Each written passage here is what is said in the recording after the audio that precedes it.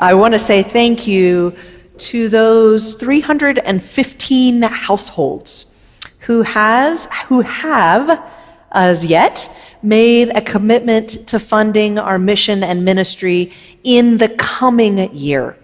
It is your pledges that help to bolster relationship like those of our global mission partnership with Kwasa in South Africa.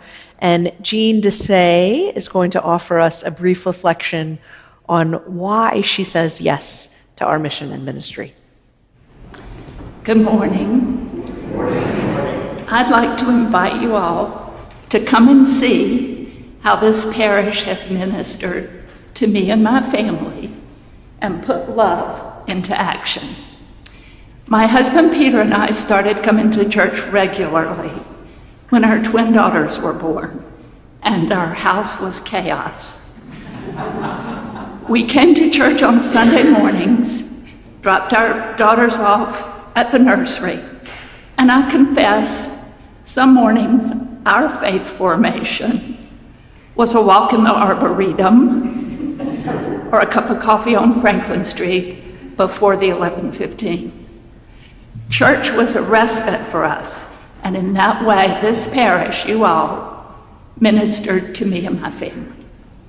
Years later, we had a house fire. It was a Sunday morning. We had been at the 9 o'clock service.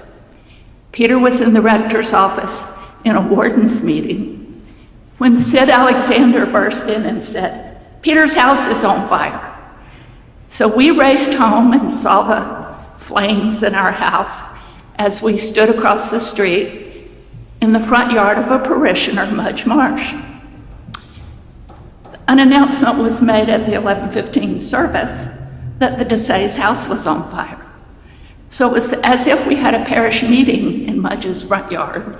Everybody came. Food appeared as we watched the firefighters working. Parishioner Barbara Pipkin, who was a realtor, called our builder, J.P. Goforth, and said, "J.P., you have a house for sale down the street. The DeSaix need to rent it. They're going to need a place to live." J.P. said, no, I need to sell that house. Barbara said, "The DeSaix need a place to live." So before the fire trucks left, a parishioner had found us a place to live. And parishioners came.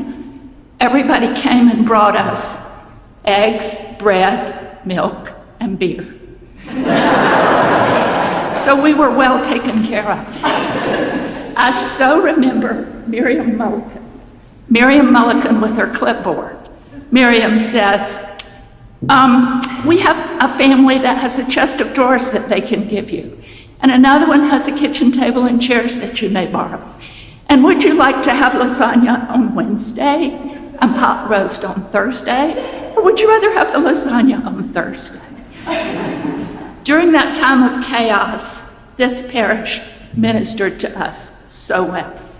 The support was incredible.